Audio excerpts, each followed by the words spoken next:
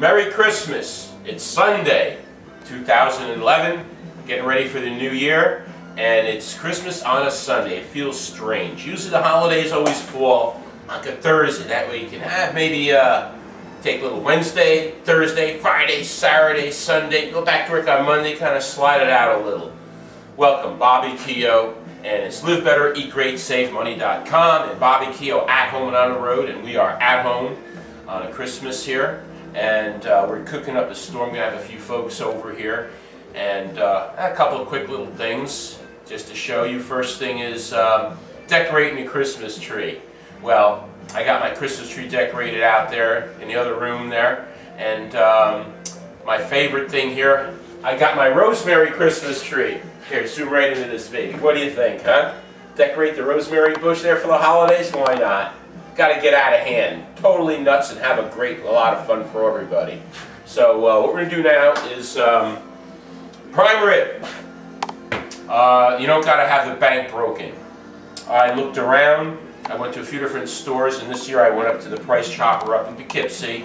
They have their own little grade of meat that they have there, and you can do pretty good.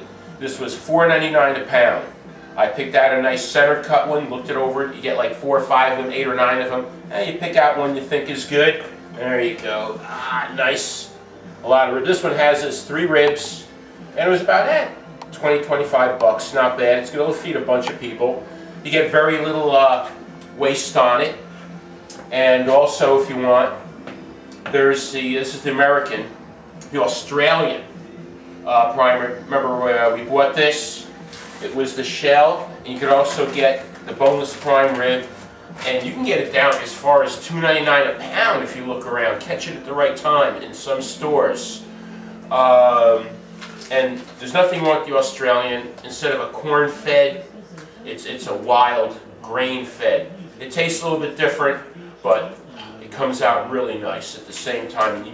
And this is an example here, just to show you get the boneless ones from the Australian, and you can do really good and save a bunch of more money there for the family and everybody. What we've done was I used my infused olive oil here. Like I said, I get it myself. You just get your rosemary or your herbs, just shove it in the jar here, fill it up with some decent olive oil like we did in previous shows, let it sit for a couple of months. And I rubbed it all the way around good. I got a knife and I scored the top of it a little bit, scored it back and forth, and I hand rubbed it in this great infused olive oil. And then what I do is, this little guy can go back in the freezer. Hang on, excuse me.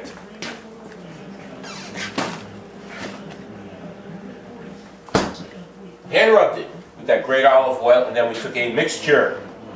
What we done was, we got some peppercorns. You get the multicolored peppercorns. They look really good. You put it in a small food processor. You do is you load it in there. You get some nice kosher salt. The crystals, you throw a bunch in there too. And then you take, what I like is, hard to find, the Badia Gourmet Blends. There we go, Herb de Provence. It has all your great herbs and everything already mixed in. You throw it in there, mix it together, and then you take it, if you want to get a little crazy, yeah, this is pretty good too. This one here, Dean Jacobs, and always these really nice little blends here. These nice blends. Play around a little, knock yourself out. But don't too much. This stuff is strong. Don't overpower. Just a little bit of each. There's things you do like that. On myself today, I just took basically the Herb de Provence. I took a little bit of sage, a little bit of savory. And then I put a little bit of thyme, of course. And then I put it together with the peppercorns, and then with the fine sea salt, or the coarse kosher salt works really good too. I put it in my small little food processor, all the dry powders and everything, all the herbs. Zip them really good. You take them out, and then the peppercorns don't really break up. They're hard to break up. So you do is you take a Ziploc bag, you throw everything into a Ziploc bag, lay it down flat, and then you just take anything, one of these little monsters right here, and you just gently crack them. The whole thing, the whole mess, mix it all together. You take it, you put it in a bowl. I put a little bit more olive oil in there, and then I take a whole bunch of garlic. Just throw it in there and mix the whole thing up together. You get this really nice paste here. There you go, look at that. In the meantime, you preheat your oven to 500 degrees. There's all kinds of different things that you could do. You take the meat out first, and what you can do, uncover it, put it in the refrigerator for maybe a day to 2 days. You pat it dry first, put it in the refrigerator for a day, 2 days the most. And you kind of let kind of the moisture kind of dry out a little bit and let it kind of condense. It's like they do with the dry aged meats and steaks and everything. You can do it yourself. You don't got to pay $25, $30 a pound to take a piece of meat and let it dry out. Geez, you can do it yourself. You know, really in your own home. But moving along, you do that, take it out. As I said, rub it in a really good infused olive oil. Then we're going to take this nice mixture, preheat the oven to 500 degrees. Oven thermometer, temperatures, that's really good to know. You take one of these little guys here. Just, oh yeah, it's hot in there now. Don't want to burn yourself. Be careful. I just lay it right in there. And we're going to take this baby then. It's preheated to about 500. Put it in there for about 20 minutes to about a half hour, depending on what size it is, of course. There's a lot of tables and scales to tell you. Basically, this is about a 5 to 6 pound average. We're going to throw it in there for maybe 500 degrees for about 20 minutes to a half hour. Then we're going to bring it down about maybe 200 degrees, somewhere around there, for about another hour and a half or so. Remember, you don't want to ruin it. When this meat comes out, you test it. You always use this thing here. A lot of meat thermometers to make sure. You want it rare because as this thing sits, it's going to continue to cook. So if you leave it in there, the internal temperature goes up to medium, and you take it out and let it sit, it's going to be dried out. It's going to be like, well done. It's like, oh my God, what did I do? So always keep a little on the rare side, because as it sits for about a half hour, for all the juices to move around and get back in there where it's supposed to be, it's going to continually cook. 10-15 minutes, this baby's still going to be cooking, sitting out there. So please always remember that. So now, it's like, what we're going to do is, there we go. Old school, baby. Old style. The old baking pan. It's got the top on it and everything. We're going to take it off. You can get one of these little racks. I got this thing for like, I don't know, $5-6. You don't got to go to the big gourmet place and spend $50-100 for a rack. You know, go anywhere. I got this like, I think it's ShopRite or something. You know, it's ridiculous. You don't got to spend money. We're here to save money.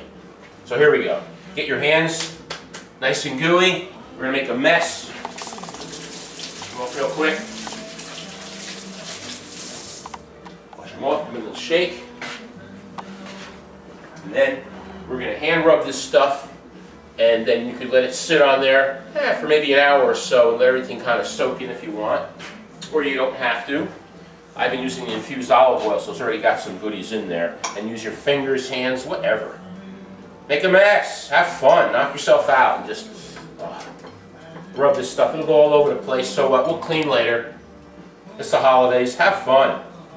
Oh, yeah. How's that? Oh, yeah, that's going to be good.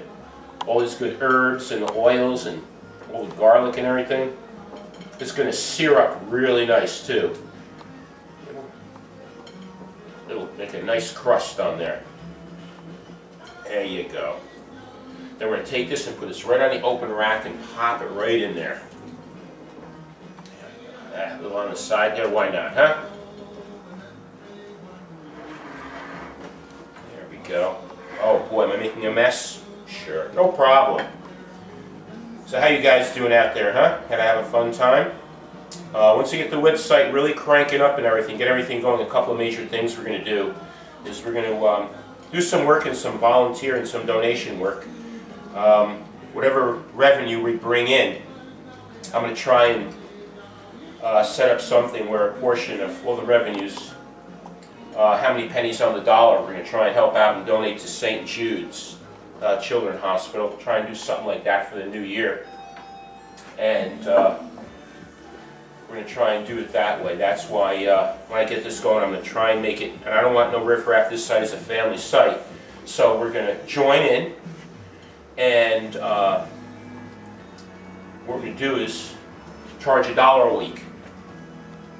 That'll help out when I go driving around, go to these great places, because the thing is with this, you're going to tell me where to go. You're going to send in, I'm going to go always different places, restaurants, parks, stores, everything. You're going to tell me to go. We're going to share it with everyone here as one part of the website. And then another thing we're going to do is we're going to have some fun. We're going to do guest chef. Every week a guest chef where you write in and we're going to do a cooking show at your house. That should be really cool. That's something we're going to try and start for the new year. So what we're going to do is to try and help out here to cover everything and maybe get some money going to help out St. Jude's, a couple other things. It's going to be, when you join the site, it's going to be about, cost $1 a week, $4 a month. That's it. And to help support all our good advertisers, we're going to try and help them out too and do a couple of things. And that way it'll keep out a lot of the undesirable things that we don't want to have here in a family site. So that's going to help out also. So trying to get a few things going. So those are a couple of ideas I had going, and of course you guys got better ideas, please send in, call in, everything, get in contact, because this is for all of us here together to help each other. And the new year coming, things are kind of tough. I see a lot of stores closed up Route 9 all over the place, so we really got to start helping each other.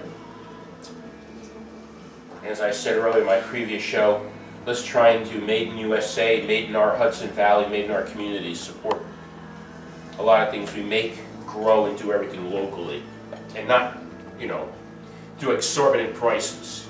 Because a lot of the things, I mean, tomatoes $5, $6 a pound. Hello? You know, that's a little ridiculous. So some people do take advantage of the fact that it's local and everything. And these little markets, they take advantage of the fact, and that doesn't help them, doesn't help us. You know, you got to try and work together a little bit. You know, $5 a pound for tomatoes, $8 a pound for green peppers, that's a little bit too much, I think, and not productive. So maybe if we get something going this year, we could really help out each other and do something good for our community, ourselves, and our families. How's that look? Not bad? Okay, this has been on there preheating. I'm going to crank this up over 500, 550. I want this to sear really good, lock in. And then I'm going to bring it down 200, under 200, and let it go. Cook for about an hour and a half, something like that. Then we'll pop in the thermometer, and this should be about rare, a little bit over rare, a little bit. 130, 140 degrees, 125, 30, somewhere around there. Then take it out and let it sit for about a half hour. This will be up to about maybe medium rare. And of course the outside be more cooked, maybe someone likes it maybe a little bit cooked more up to medium. So what we're going to do now, this is all rubbed here, looking really good. Let's just take it, put this over here. There we go. Keep this handy. Our thermometer. We'll need this in a little while. And then take this, slide it right in, and then we're just simply going to take this. Oh yeah, that's going to be nice. Pop it right in here, bone side down, fat side up. This will make some killer pan drippings too. And then just open this up. Oh yeah. We're going to put it in.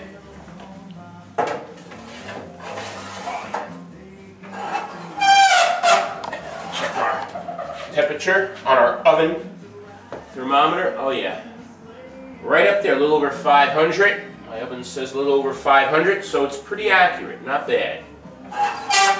So look at my time. I got my time. And we're going to let this go for about a half hour and let it glaze and just sear up really good. Okay, we'll talk to you folks in a little bit. I got all kinds of cool stuff going here. So happy Merry Christmas, and be back in a little while with some other goodies we're doing. Okay, have a good one now.